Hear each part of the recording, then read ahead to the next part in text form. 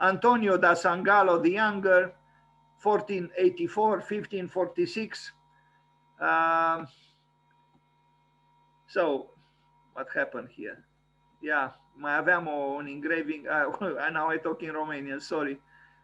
Usually these engravings are not accurate because they were, you know, the portraiture was done after the death of the of the artist or the architect, and you know, it is approximate. But let's imagine that this was Antonio da Sangallo, architetto. So Antonio da Sangallo the Younger, born on the 12th of April 1484, also known as Antonio da San Gallo, was an Italian architect active during the Renaissance, mainly in Rome and the Papal States. He was part of a rich family in the field, rich not financially, a family of architects and artists, the Sangallo family. So he was one of them. That's why he's called the Younger. And I understood Michelangelo hated all of them. Some drawings by Antonio da Sangallo the Younger. Actually, this one seems to be too precise to be by him. Was probably done by a student at Bartlett or somewhere where they studied this. Yes, this is possible. This was his, you know, scribbling with lots of numbers. But even here, I have some doubts. I don't know. Some of the information on the web is needs a double checking. But this one, that, yes, seems to be. I see a lot of numbers, and I know that he was an excellent builder. You know, kind of an engineer as well. And it's possible that this drawing indeed is his, with all the calculations and so on. Anyway, this was his proposal for St. Peter in Rome. Very different in a way for what was built, particularly because of the two towers. But I will arrive at this a little later. He was actually, after 1520, he was the chief architect of St. Peter, was in charge of building St. Peter. There were other people there involved, of course. Anyway, drawings. All these people drew well because they were masters, and they were also artists sometimes. Now, the Basilica della Santa Casa in Loreto, Santa Casa, you know, the sacred house or shrine. It's this one here in Loreto. What can we say? A Renaissance building. They built churches. They didn't build social housing. I think in this respect, I appreciate more our time. But it was a different society, a different structure of the society. So I guess we cannot accuse them too much. They built churches and palaces, and this is the actual shrine. Interesting, the walls, now the rough walls, left and right. It's a fragment of the church, a chapel within the church. There are also other parts, as you can see, quite elaborate, and these are memorials. And until the 19th century, a lot of architecture, as you know, was dealing with the afterlife. Actually, there was a lot of interest in memorialization, something we don't have these days. Anyway, Cappella Paolina, the Sala Regia and the Scala Regia in the Vatican. I thought the Scala Regia, the famous Scala Regia in the Vatican, was by Bernini, but thanks to this new study, I learned that actually was done by Antonio da Sangallo, and Bernini provided just the sculptures. So we'll look first at the Cappella Paolina, which is this one, and it is impressive, of course. Then we look at what is called Sala Regia or Regia. I don't know if I pronounce well. I should have known a little bit of Italian because I worked in Rome for a while, but for some strange reason, I didn't learn Italian, which is almost unacceptable, if not downright shame. Anyway, this is it, a Scala Regia. Not bad, no? I mean, wow, you know, and again, try to eliminate the paintings, the ornaments, and so on, and what do you get?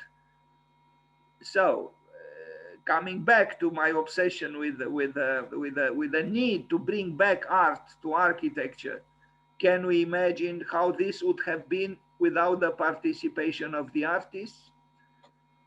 Now, of course, this is a religious building, is a unique building, is a public building, I understand. But I still think there is a great need to unite again the arts, and probably for working in towards the queen of the arts, that is architecture. I would bring back even the, I mean, bring back. I would, I would use also the medias of today. Film, yes, film. Try to the connection between the first art, if we are to consider architecture the first art, although probably dance was the first art, I don't know. And the last one, the seventh art, which is film. Um, anyway, there is a student here from the second year who would like to make a presentation about the relationship between film and architecture, and I more than welcome it.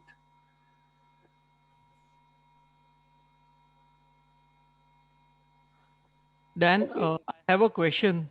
Uh, Yes. uh, if we go back 2 slides, uh, yeah, here the architect knew that these paintings are going to come on the wall. Then why did he make the flooring and ceiling so complex? Either one could have been left a little blank to emphasize the paintings, maybe.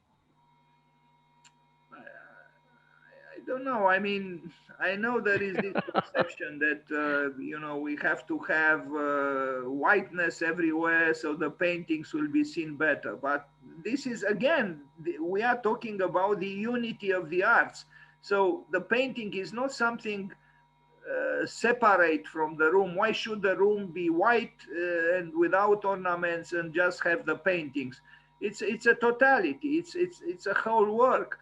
It might be, it might appear to be busy. I don't know. To me, it's not busy. It's a building. It's a room from, you know, 5 centuries ago, and they they they didn't have this obsession with you know, cleanness and you know, clean surfaces. No, they love to cover everything. It was horror vacui. They hated incompleteness, and they considered it. I mean, I really wonder what they would have thought about white cubes at that time. That probably would have been inconceivable for them. What do you mean a white cube? It's too simplistic, too, no, no, no. It was not their conception about the world and architecture and art, obviously. Otherwise, it would have been easy for them to just make a rectangular white room and that's it. But obviously, they didn't. Anyway, look at this. This is the great Scala Regia or Regia. I love this, you know. And I thought that it was done by Bernini, but Bernini did just the sculptures.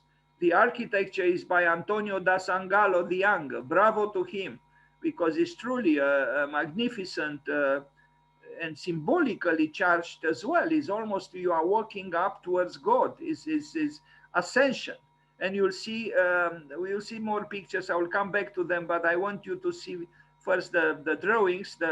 Here, you see the plan, which is, you know, accentuates the perspective because it gets narrower towards the top, and it's really almost I don't know how to call it, but I see here symbolic meanings. It's a great work, and it was done by Antonio da Sangallo. Here you see maybe the drawing is from his time, and maybe even his hand. I don't know. Now, I read that Bernini did the sculptures. I don't see a lot of sculptures. Maybe you know, the columns were done by Bernini is possible. But it is a great, and maybe, yeah, what is here as well, I don't know. This seems to be from a later period somehow. I don't know. But Antonio da Sangallo did this arrangement, this with a stair, and Bernini contributed too with something. So you had already two great names involved here. Maybe others were as well.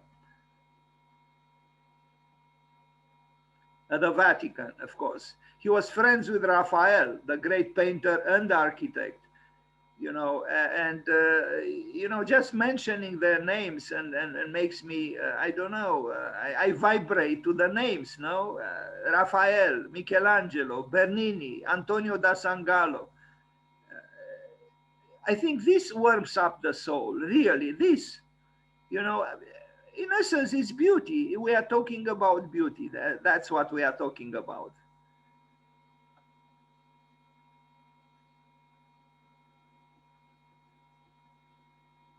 So, the Vatican, Scala Regia or Regia, Antonio da Sangallo, with the participation also of Bernini, but I don't see too many sculptures besides what is going on here. Maybe at the columns, who knows? Anyway, it is a great work and an interesting one too, because you are not going to see often this kind of stair with columns, attacking almost the stair, so to speak. But it does make sense in a way. This is for the public. This is for the solitary, tourist or monk or whatever. And it's also the theme of Trinity in a way, that it's a stair divided into three. This is also true at Biblioteca Laurentiana, with that stair that descends like a lava in the vestibule by Michelangelo. So, Antonio da Sangallo, we move forward old fortress. He built an old fortress in Livorno. I understood he did something also for Rome, but I have this picture, quite a big fortress indeed. He was an artist, but he was also an engineer. He was very good at building. I understood the church was built by one of his relatives, and it had problems at the foundations. So he was called to clean up the mess and make the building stand up, which he succeeded. So he was a very well respected and appreciated architect. Maybe that's why Michelangelo hated him. Who knows? Who knows? I'm tempted to think that the instincts of Michelangelo were correct. It is possible that there were some reasons that he hated Antonio da Sangallo. And look at the fort. It's not bad.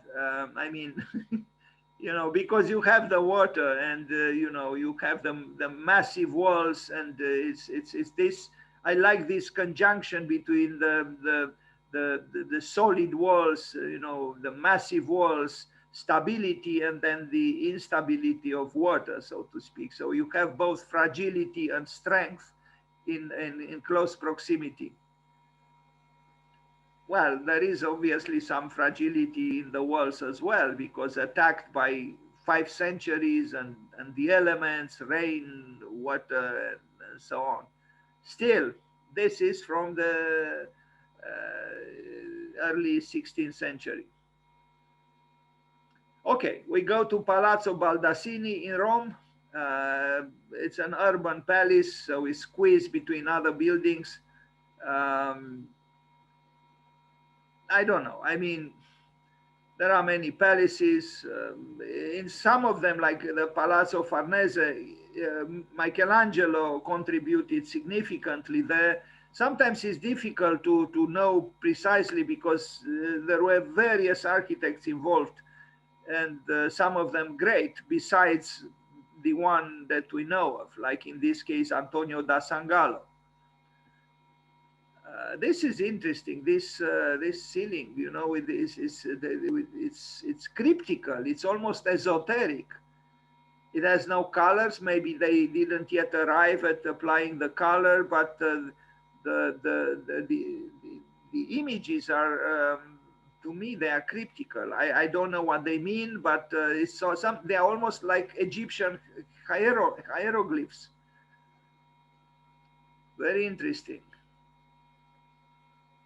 But one thing is for sure, again, it didn't cross their mind to leave a ceiling, you know, empty, blank. No. The ceiling had to have pictorial narratives, and it was a rule.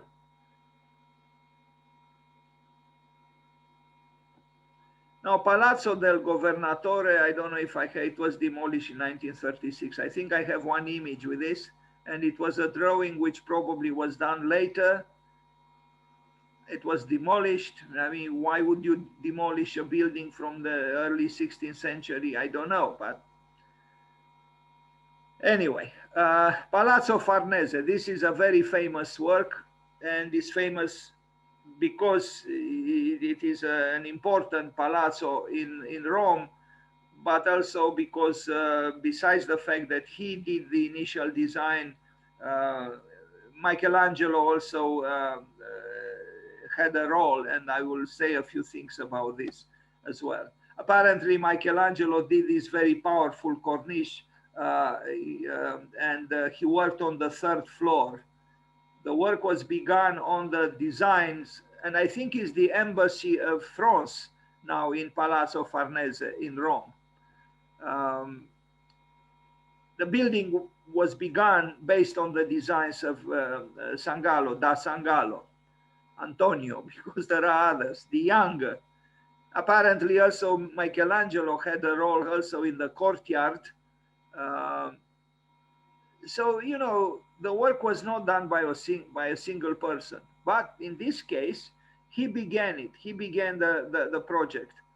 And here you see, you know, the courtyard, and, you know, it's a large palace.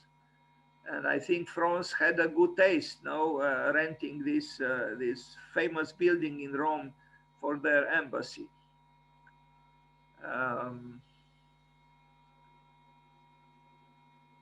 So what we see here for the student in architecture is that almost the square of the plan is identical with the square of the section.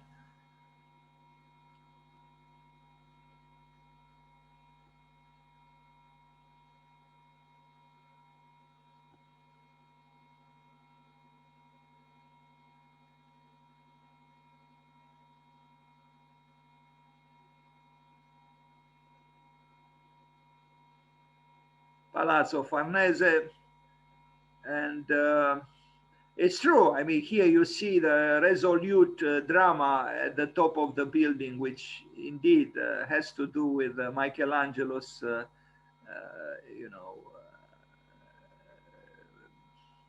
temperament and mentality and genius.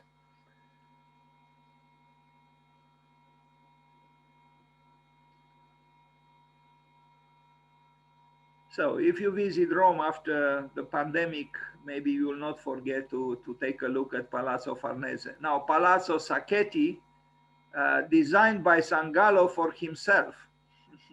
So this says something about his prestige. He was obviously well paid if he designed a famous palace for himself. And you'll see some images from the inside of the palace. Look at this. You know, I mean, what architect today would afford something like this? Look at this. Look at the floor, look at the ceiling, look at the walls. Not a square inch or a square centimeter is left black or white. Everything is covered. And this, well, it was said, Victor Hugo said that the book killed the cathedral, that until Gutenberg, when the books began to be published, in large numbers, the message, the narrative, was inscribed in the walls of the cathedral or in the walls of some other large buildings like this one. That's why, I mean, this kind of room was before the multiplication of books. So the narration of life had to take place in the flesh of the walls, so to speak, and ceilings and floor. That's why they it would have been inconceivable for them to have white walls. No, no, because it was, I don't know. I was thinking about this, and I'm not very convinced that I arrived at the right answer. But why are we so different from them? Because maybe we move too much. We simply take the car. We don't belong to a place. They belong to a place. This was a time when people didn't move to the left and to the right. They didn't have cars. They didn't have planes. They didn't have trams. They didn't have all the means of mobility that we have. So they belong to a place. This room was his room. I mean, he built it for himself, living there, and maybe walking from here to, I don't know, St. Peter or whatever. It was a different kind of life. And maybe, I was thinking that the pandemic somehow is forcing us to come back maybe to this kind of life where we move less and the social distancing forces us to have a certain level of introversion and to in other words, to become more static.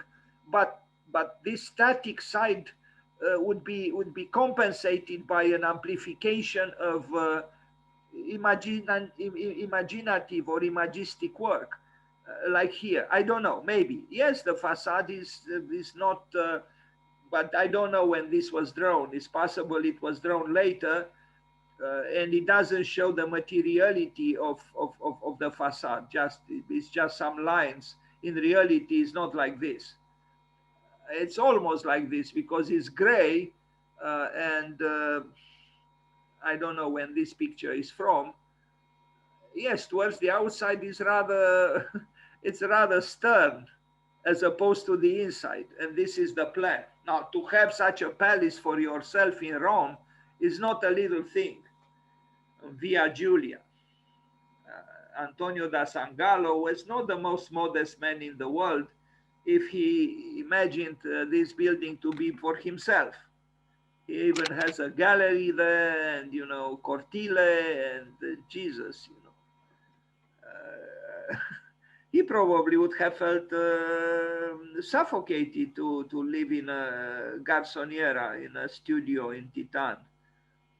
30 square meters, if not 18.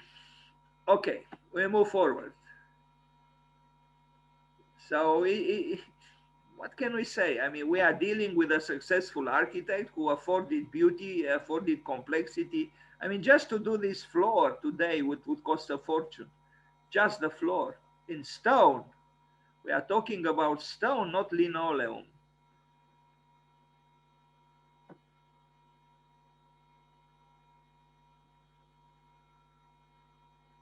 Maybe that's why Michelangelo hated him, because he saw this room and he didn't have something like this, because Michelangelo was a masochist.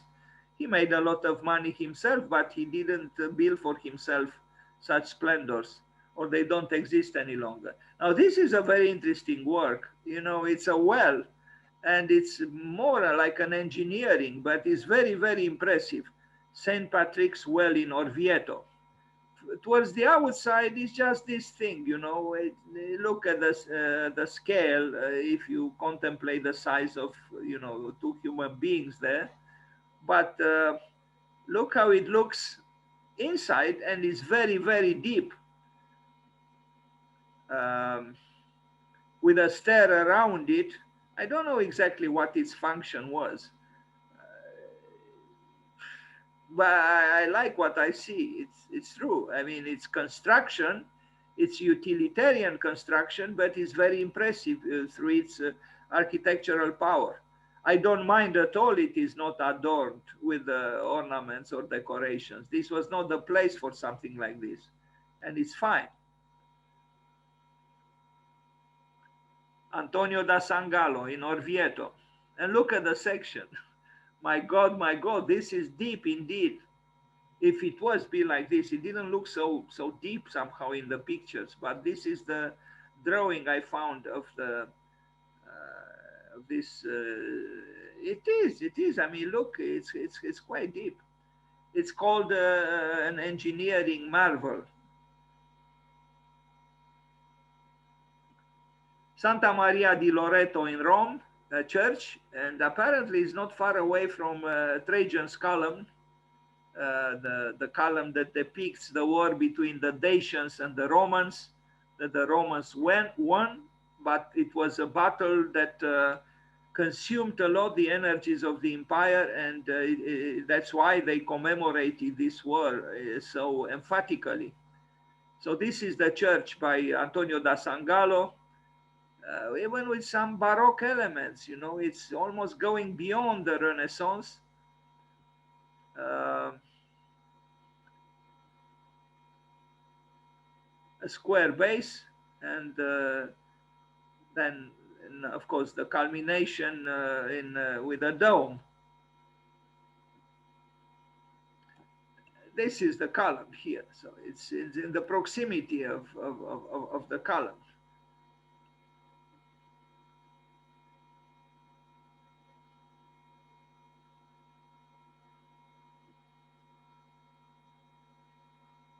So again, if you will visit Rome and you'll arrive here almost without any doubt, and you'll remember this church built by Antonio da Sangallo. The problem in Rome is that there are so many important churches and so many important buildings that you can get dizzy easily because there are too many. Jewels after jewels after jewels of art and architecture. Here is the column, and here is the building by Antonio da Sangallo. Here are these beautiful trees that you see often in Rome. And the ceiling within the church, they work for the glory of God. What can we say? Maybe too much. San Giovanni dei Fiorentini in Rome, another church, different from the previous one, with a frontal main elevation, and yeah, again, Antonio da Sangallo the Younger.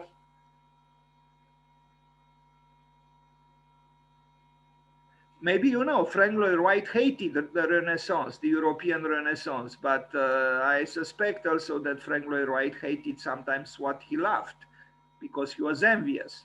But he hated it because he thought a true work of art should be a birth, not a rebirth, not a renaissance, not like a reactivated birth that took place in with 1,500 years earlier. He had a point, of course, but I think the Italian Renaissance, and not just the Italian one, was more than just of recycling old ideas and old aesthetics. No. Now, St. Peter's Basilica in Rome, where he was chief architect from 1520 on, I will only show his own project, which was not built. This is the model of the building as he intended, and what differentiated his work from all the others, Bramante, Raphael, and Michelangelo, was the presence of these two towers. This was distinctly his idea and his contribution. I actually wonder if it was built like this. You know, I wonder if it would have been a bad thing or a good thing. I don't know. But I somehow feel that the proposal by Antonio da Sangallo is more exotic, almost with something, foreign, or almost, oriental somehow, because of those two towers. The way he externalized them physically, aesthetically. So here is his proposal, but it was not be like this. So these two towers do not exist, and know, the cupola was proposed by Michelangelo based on the plan of Bramante, and then the nave was lengthened by Maderno. And so, all in all, he continued to work as a chief architect, but serving mostly the ideas of others. This is the section through the building as he proposed it. And somehow these towers make me think of Asia, somehow, not so much of Europe.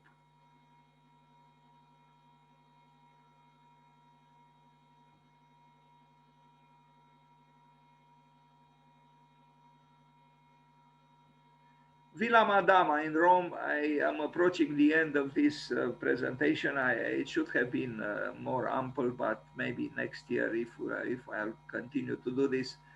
This was started in 1518. Even Raphael contributed here, his friend. I only show a picture. It's not very clear. I know there is some kind of a gallery was done by Raphael, but it was always very confusing to actually know who did what. And I didn't sign, they work several architects, important architects on this building, but exactly what Antonio da Sangallo did, I don't know. And the Villa Farnese, so not the Palace Farnese, which you saw in Rome, but this is in Caprarola. The initial design was by Sangallo and Baldassare Peruzzi. Villa Farnese as opposed to the Farnese Palace or the Palace Farnese, where the French embassy is. So this is just a villa, and the initial design was done by da Sangallo. This like a short introduction in the work of Antonio da Sangallo on his birthday, because he was born today, and let's wish him happy birthday.